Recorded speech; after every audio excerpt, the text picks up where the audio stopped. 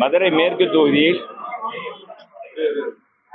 மீண்டும் எனக்கு வாய்ப்பு கொடுத்த கழக பொதுச் செயலாளர் புரட்சி தமிழர் எடப்பாடியார் அவர்களுக்கு என்னுடைய நெஞ்சார்ந்த வாழ்த்துதலை வணக்கத்தையும் இந்த நேரத்தில் தெரிவித்துக் கொள்கிறேன். புரட்சி தலைவர் அம்மா புரட்சி தலைவர் உடைய இயக்கத்துக்கு கடுகளவு கூட என்னால் அவருடைய புகழ் எந்த வகையிலும் அவர்களுக்கு ஊறு விளைவிக்காத வகையில் பொதுச் செயலாளருடைய நம்பிக்கையுடன் களத்தில் இறங்கி மேற்கு தொகுதி மக்களை சந்தித்து நான் அந்த தொகுதிக்கு ஆற்றிய பணிகளையும் மதுரை மக்களுக்கு 10 ஆண்டுகள் அமைச்சராக இருக்கும்போது செய்த திட்டங்களையும் எடுத்து சொல்லி, குறிப்பாக மேற்கு தொகுதி மக்களுக்கு எந்தெந்த வார்டில் எந்தெந்த பகுதிக்கு என்னென்ன திட்டங்கள் கொடுத்திருக்கிறேன், என்னுடைய பையன் பெயருக்கு நடத்தின ஆர்ஜே தமிழ்மணி ட்ரஸ்ட் மூலமாக எத்தனாயிரம் பேர் பயனடைந்திருக்கிறார்கள், எங்களுடைய குடும்பமே இன்றைக்கு மேற்கு தொகுதி மக்களுக்கும் கழகத்துக்கும் கடமைப்பட்டு இருக்கிறோம் என்பதை தெரிவித்துக் கொள்கிறேன். எனவே மக்கள் தான் எஜமானர்கள். மக்களை நம்பி களத்திலே என்னை நிறுத்திருக்கிற பொதுச் செயலாளருக்கு மீண்டும் நன்றி தெரிவிச்சுக்கிறேன். சொல்லுங்க, என்ன வேணும்? திமுக கூட்டணியில மதிமுக வந்து நாங்க சிரித்து கொண்டே அழுகிறோம், ஏன்னா நாங்க எதிர்பார்த்த தொகுதியில கொடுக்கல அப்படின்ற மாதிரி மதிமுக சார்பில் செய்தியாளர் சந்திப்புல பேட்டியா சொல்லிட்டாங்க. திராவிட முன்னேற்ற கழகத்துல அங்க வைக்கிற இந்திய கூட்டணி, அதுல இருக்கிறவங்கள சிலர் அழுவார் சிலர் சிரிப்பார் என்ற அடிப்படையில தான் அந்த கூட்டணியில பல தலைவர்கள் இன்றைக்கு இருக்கிறார்கள். அவர்கள் மட்டுமல்ல, அவர் கட்சியை சார்ந்த தொண்டர்களும் நிர்வாகிகளும் இன்றைக்கு அந்த கூட்டணியில் தொடர்கிற நிகழ்ச்சியை கசப்பாக நினைக்கிறார்கள். அதுதான் நிதர்சனமான உண்மை. மாபெரும் மக்கள் இயக்கமாக மாற்றி கொண்டு வந்த அன்பு சகோதரர் திருமாவளவனுடைய இயக்கத்திற்கு குறைந்த தொகுதியை கொடுத்துவிட்டு இன்றைக்கு அவர் எப்படி அது மன வலிமையோடு எடுத்துக்கொண்டார் என்று தெரியவில்லை. மறுமலர்ச்சி திராவிட முன்னேற்ற கழகத்துடைய பொதுச் செயலாளர் அண்ணன் வைகோ அவர்கள் 2011 எங்க அம்மா அவர்கள் அழைத்து 19 தொகுதியில் கொடுக்கின்ற போது 19 தொகுதியில் கொடுக்கிறோம் அப்படின்னு சொல்லியும் கூட அவர் கேட்க மாட்டேன்றார். மிக கோபமாக பேசி சென்றவர் தான் வைகோ. இன்றைக்கு அந்த கட்சியில இருக்கிற தலைவர்களும் நிர்வாகிகளும் நொந்து போயிருக்கிறார்கள். அதான் எல்லா பேருமே அப்படிதான். இப்ப வாழ்வுரிமை இயக்கத்தினுடைய தலைவர் அன்பு சகோதரர் அதனுடைய நிறுவன தலைவரும் இன்னைக்கு அந்த கூட்டணியிலிருந்து விலகி இன்றைக்கு நான் தேர்தலிலே போட்டியிடலை என்ற ஒரு விரக்தியோடு அறிவிக்கின்ற காட்சியை தான் பார்க்கிறோம்.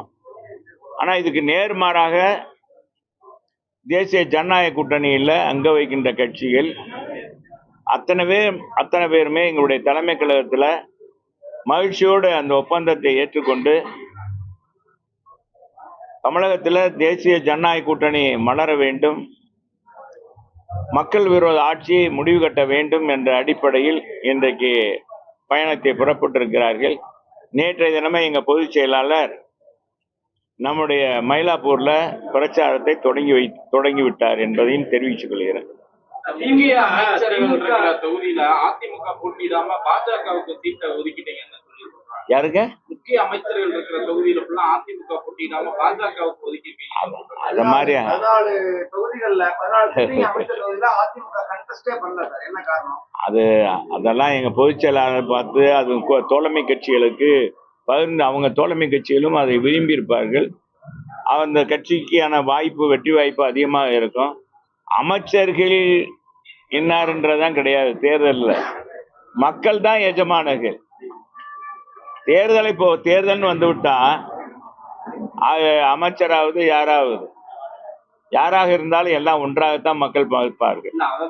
அதெல்லாம் அதை சும்மா எதிர்கட்சிகள் ஏதாவது பேசணுன்றக்காக பேசுவாங்க.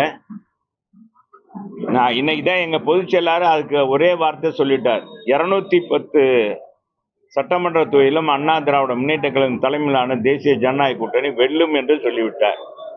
இதுக்குள்ளே எல்லாமே அடங்கி விடுகிறது. எனவே நீங்க கேட்கிற கேள்விக்கெல்லாம் அதிலே அர்த்தம் இருக்கிறது என்பதை தெரிவிச்சுக்கிறேன். நிச்சயமாக எங்க பொதுச் செயலாளரை பொறுத்தளவுக்கு நிர்வாக திறமை படைத்தவர்.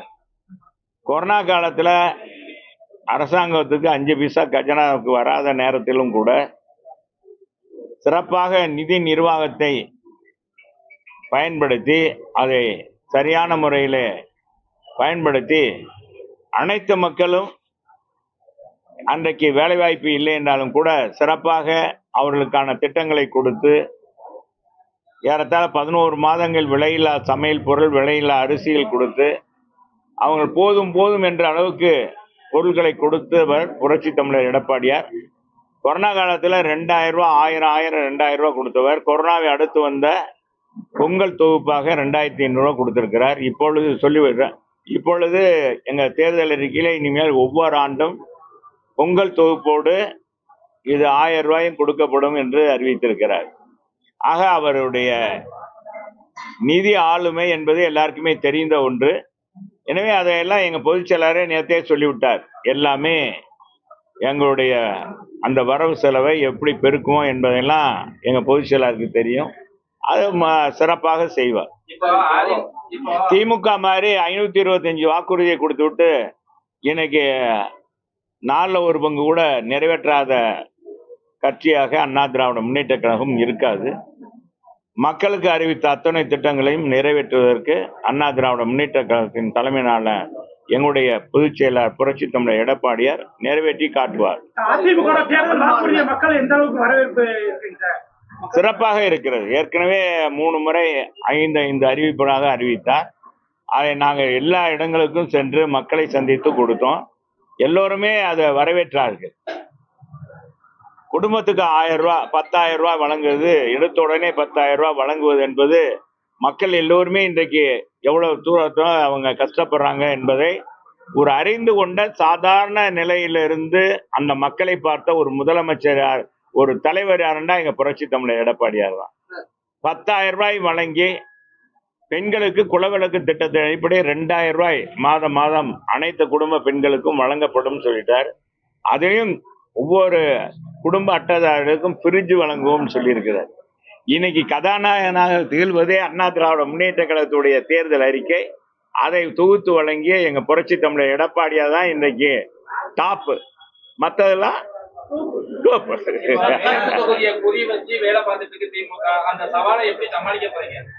மக்கள் தாங்க எஜமான். மக்களை வச்சுதான் நாங்க இது பண்ணணும். எங்க கழக நிர்வாகிகள் அதெல்லாம் பார்த்துக் கொள்வாங்க. அது பொதுவாக ஒவ்வொரு கட்சியும் அது இது பண்ணுவாங்க. கூடுதலாக நமக்கு கொஞ்சம் கூடுதலாக நமக்கு எதிர்ப்பு காமிப்பாங்க. அது அமைச்சரே இறங்கி வேலை பார்க்குறாரு. அவர் 6-8 மாசமா 10 மாசமாவே பார்க்குறாரு. அதான் நான் அன்னைக்கு கூட சொன்னேன்ல, புதுசா வந்தோன்னா ரோடு இந்த புது பொண்ணு மாதிரி அப்படி இது பண்ணி செய்யறது, அப்புறமேல் போனதானே தெரியும் அவருடைய இது. அதனால மக்கள் இன்னும் இதுல நாங்க நிரந்தரமாக அந்த மக்களோடு மக்களாக இருக்கிறேன். எனவே மக்களுக்கான திட்டங்களை நான் நிச்சயமாக குரல் கொடுத்து எங்களுடைய இன்னும் ஆளுங்கட்சியாக அண்ணா திராவிட முன்னேற்ற கழகம் வரப்போகிறது. அதிகமான திட்டங்களை கொடுத்து மதுரை மக்கள் இன்றைக்கு போற்றுகின்ற அத்தனை வளர்ச்சி பணிகளும் எங்க காலத்துல கொண்டு வந்ததுதான். திமுக காலத்துல 5 ஆண்டுகள ஒரு திட்டம் கூட கொண்டு வரல. இதுலயே தெரியும் உங்களுக்கு, மதுரை மக்களுக்கு எதுவுமே செய்யல. இன்றைக்கு ஸ்மார்ட் சிட்டி பணி கூட 2011 கொண்டு வந்த அந்த ஸ்மார்ட் சிட்டி பணி கூட இந்த ஆட்சியில 5 ஆண்டுகளாக நிறைவேற்ற முடியல. இன்னும் பல பிரிவுகள்ல இன்னும் பாதாள சாக்கடை இணைப்பு கொடுக்கல.